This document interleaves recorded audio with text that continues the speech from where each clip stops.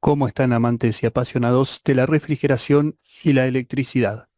Espero que estén bien, muy bien.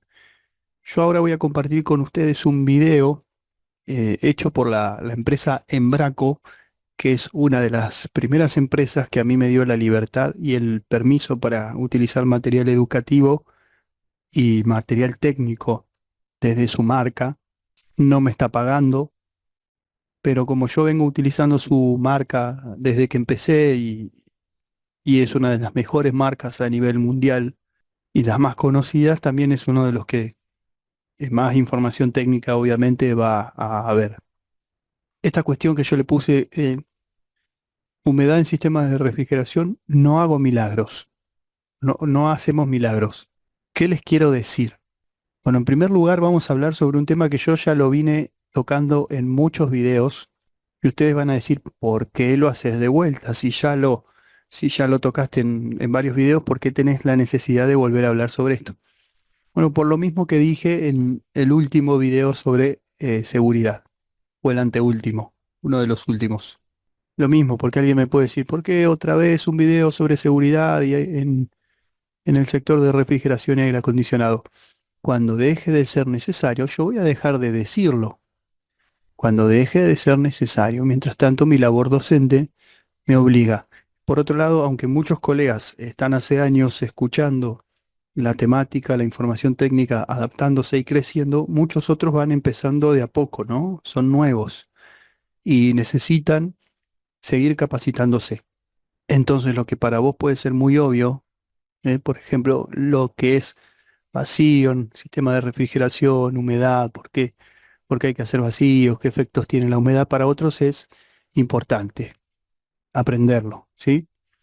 Y para los que ya tenemos años, nunca está de más volver a recordar las bases, ¿sí? Las buenas prácticas en refrigeración tienen pilares, por ejemplo, vacío, prueba de hermeticidad y limpieza. Son tres de los pilares en las buenas prácticas en refrigeración. Entonces, ¿qué pasa con este tema? Bueno, vamos a ver qué pasa con la humedad. ¿Sabía que la presencia de humedad en el sistema de refrigeración es una de las principales causas de un mal funcionamiento? Por eso, en caso de que no sean hechos correctamente todos los pasos del proceso, la humedad entrará al sistema, ocasionando problemas tanto en el sistema de refrigeración como en el compresor. A continuación le presentamos lo que puede ocurrir.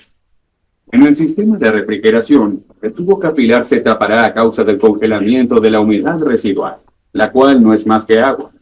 De esta forma el capilar quedará bloqueado y el refrigerador dejará de fluir correctamente y comenzará a sobrecalentarse. Bien, vamos a hacer una aclaración, una salvedad.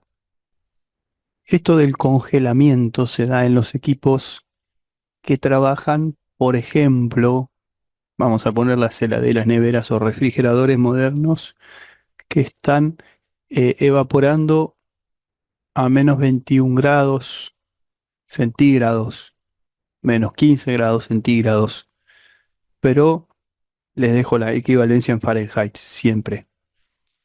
Pero en un equipo de aire acondicionado, sea R22 o 410A, o un equipo de refrigeración de media o alta temperatura de aplicación, no va a pasar. ¿Por qué? Porque está evaporando entre 2 y 4 grados, el R22, el 410, o puede estar evaporando entre media, por ejemplo, un R22, un R404A puede estar evaporando, puede estar trabajando unas presiones en PSI de 40, 50 PSI y evaporando por encima del punto de congelamiento, ¿sí? Entonces, 2 grados, 6 grados. Estoy aproximando, ¿sí? Pero no llega a bajar por debajo de los 0 grados Celsius, ¿sí? O sea, que no llega a bajar por debajo del punto de congelamiento del agua, en media y alta. Y en algunos casos, en otros sí, ya sé, pero estoy hablando en general.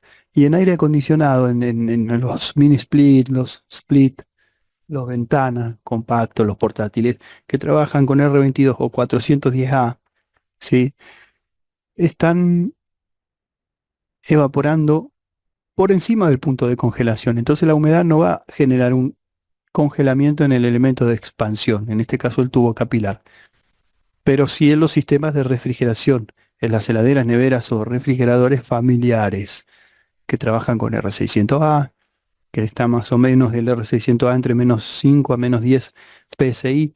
Lo correcto es obviamente no hablar de presión de trabajo, sino de flujo másico, cargar por peso, cuántos gramos lleva, y el 134 lo mismo, que está entre 0 y 2 PSI. Pero sí va a estar entre lo -25, vamos a poner un rango más amplio, entre -20 y -28 a -30 grados centígrados Celsius sería, ¿sí? Equivalencia en Fahrenheit te la estoy dejando. Y ahí sí va a congelar. Esto de la temperatura o si el refrigerador se desconecta de la corriente eléctrica, el hielo que estaba obstruyendo el capilar se derretirá y hará que el refrigerador funcione otra vez. Sin embargo, el capilar se volverá a congelar, generando un ciclo intermitente de bloqueo y desbloqueo de este tubo, pudiendo comprometer la calidad y conservación de los alimentos. En el caso del compresor, los problemas que generará la humedad remanente serán la oxidación de los componentes metálicos y la degradación del aceite. El aceite degradado por la humedad pierde su capacidad de lubricación. Ojo que los aceites con los R134, el R600A, el POE, poliéster o aceites sintéticos, ¿sí? Forman, se degradan, como dice ahí, forman ácido sulfúrico. La humedad en contacto con el aceite forma ácido sulfúrico. Forzando el motor del compresor, así como el aumento del desgaste de los componentes Además, la oxidación. Además, esto es aparte, ¿sí? que necesitan lubricación. En muchas ocasiones ocurre el aumento del consumo de corriente y potencia del compresor, generando sobrecalentamiento y ciclos de protección térmica. En algunos casos puede llegar a comprometer y quemar el motor. En otros es común que la falta de lubricación genere aumento del desgaste del eje, pistón y pedal, llevando a un atrancamiento del compresor. Además, el aceite contaminado por humedad genera carbonización del cabezal y de la placa base. Por todo, Bueno, eso lo hablamos hace un tiempo en un video, en el curso de refrigeración comercial, si no recuerdo mal. Creo que está o está en un video para miembros. Como este video que primero, siempre, todos los videos, le estoy dando acceso anticipado a los miembros, que cada vez vamos sumando más. Entonces, esto de la carbonización es muy importante también, es otro de los efectos negativos. todos estos motivos, es imprescindible que el mantenimiento del sistema sea hecho correctamente. Un mantenimiento erróneo puede incluso permitir que el sistema funcione por algún tiempo, pero seguramente traerá problemas para el compresor y o el refrigerador en el futuro. Por eso, cuando hagas la instalación de un compresor o mantenimiento que necesite la apertura del sistema de refrigeración y que éste quede expuesto al medio ambiente, es necesario garantizar que la humedad sea eliminada completamente durante el proceso de vacío. Tú sabes que para garantizar un buen trabajo, se debe asegurar que la soldadura esté bien hecha, a fin de evitar fugas de gas y, consecuentemente, entrada de humedad. Recuerda también que es obligatorio cambiar el filtro secador y usar un refrigerante de... Esto, sí, me lo enseñaron cuando di mis primeros pasos en refrigeración. Siempre que abras el circuito, acá, Obligatorio cambiar el filtro. siempre que abras el circuito, cambia el filtro. No se justifica que un filtro que ahora en Argentina está a 4.500 pesos argentinos, por no gastar ese dinero, arriesguemos un motocompresor de una heladera, nevera o refrigerador familiar que está 130.000, 160.000 o hasta 180.000 pesos. Y estamos hablando de compresores de entre un sexto y un cuarto. Imagínense si fuera uno de un medio HP o tres cuartos HP, un HP, bueno, ni hablar, ni hablar. Ahí ya nos vamos a otros montos. Estoy hablando de refrigeración familiar. pero también aplica a la refrigeración comercial. Vos me podés decir que por un filtro que sale 3.000 a 5.000 pesos argentinos, te voy a dejar las equivalencias en dólares, porque hay un dólar blue que es no sé, un lío. ¿Vos me querés decir que por no gastar eso vas a estar arriesgando un motocompresor que sale eh, entre 120 y 180.000 pesos? Es una locura, es una locura. Filtro secador, buena calidad. Finalmente, el proceso de vacío debe ser hecho siguiendo estas buenas prácticas. Utilice, ¿cómo me dice? Utilice bomba de vacío. Nada de auto vacío, vacío utilizando una bocha o motocompresor de aire o de, o de otra heladera, nevera o refrigerador o no, pero este es este es una bocha, un compresor grande, ¿eh? Este era de medio HP o de, no sé, 3.500 frigorías, es grande, ¿eh? Gente, a ver si entendemos. Yo lo dije en varios videos, lo vuelvo a repetir, especialmente para los nuevos, los que están dando sus primeros pasos, para que arranquen bien, no arranquen con el pie izquierdo, no arranquen haciendo macanas, que van a hacerle un daño al cliente y se van a meter en problemas ustedes, tal vez. Una bomba de vacío, esto parece obvio para muchos, pero hay que aclararlo. Una bomba de vacío está diseñada y fabricada para hacer vacío en sistemas de refrigeración y aire acondicionado. Obviamente tiene diferentes capacidades en CFMs o litros por minuto. Cuanto más grande es la bomba, obviamente más rápido hace el vacío, más capacidad de vacío tiene. Un motocompresor de refrigeración y o aire acondicionado está fabricado para comprimir un refrigerante determinado. R22, 410, 290, 404, no importa. 600, no importa. Entonces, si yo utilizo un motocompresor, yo entiendo lo que dije muchas veces. A veces se trabaja como se quiere y a veces como se puede. Hay lugares donde están rozando la pobreza extrema, países donde están rozando la pobreza extrema, tiran un aire acondicionado pinchado porque los dueños no lo pueden reparar porque están muy pobres, muy empobrecidos. Y bueno, y el motocompresor funciona y no puede comprar una bomba de vacío y no le queda otra opción que hacerlo así. ¿Está bien? No, no está bien. Pero son casos extremos. Yo estoy hablando de lugares donde acá en Argentina aún todavía tenés la posibilidad de comprar una bomba, no sé, en 12 cuotas, 24 cuotas, 36 cuotas, 18 cuotas.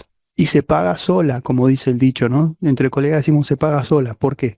Porque el mismo trabajo te lo va dando. Y si vos usas un motocompresor para hacer vacío, es como si yo, vamos a poner un ejemplo, ¿no? Digo, voy a caminar con las manos y escribir con los pies. Yo lo puedo hacer, que sea correcto y no. Que esté bien, no, no está bien. Poder se puede. Que vaya a tener efectos negativos en mi salud a futuro, sí, por supuesto. Porque obviamente la cantidad, la masa muscular normal que tenemos en las piernas y la fuerza que tenemos en las piernas se debe a que está diseñadas genéticamente en nuestro ADN, viene el mapita, ¿sí? Para soportar todo el peso del cuerpo, mientras que los brazos y las manos no están diseñadas para eso. Entonces, naturalmente, no tenemos la fuerza. Alguien me va a decir, no, pero después cuando como vos caminás con los pies se adapta. En cambio, si vos caminaras con las manos, también está comprobado. Así que si vos caminaras con las manos como los gorilas, terminarías con una bruta escoliosis o problemas de salud. Poder se puede. Vos querés manejar el auto con tu teléfono celular, estás escribiendo, pues si alguna vez lo hemos hecho y está mal. Y sí, está mal. O te llaman de urgencia, hola, sí, hijo, Carlito, ¿qué te pasa? Sí, no te anda la cámara frigorífica, el cuarto frío. Bueno, ya voy. Y vas manejando. Está mal. Poder, podés hacerlo, pero no está bien. Y es peligroso.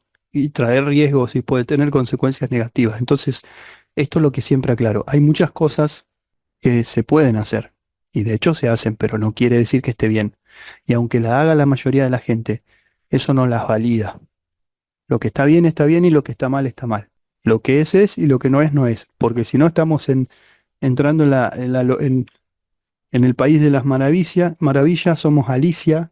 En el país de las maravillas vemos conejos que hablan, eh, fiestas de té, naipes, naipes humanizados, cosas raras, y todo está permitido ya, y todo es válido y está todo bien. No solo en la sociedad, sino en la refrigeración. Y no es así. Y si alguien se ofende, lo lamento. Pero yo no puedo dejar de decir la verdad porque alguien se vaya a ofender. Y no mi verdad, porque tampoco me va a decir, no, es tu verdad. La verdad según la ciencia, la verdad según la evidencia, la verdad según la evidencia empírica, la verdad según los fabricantes de equipos de refrigeración y o aire acondicionado. Todos.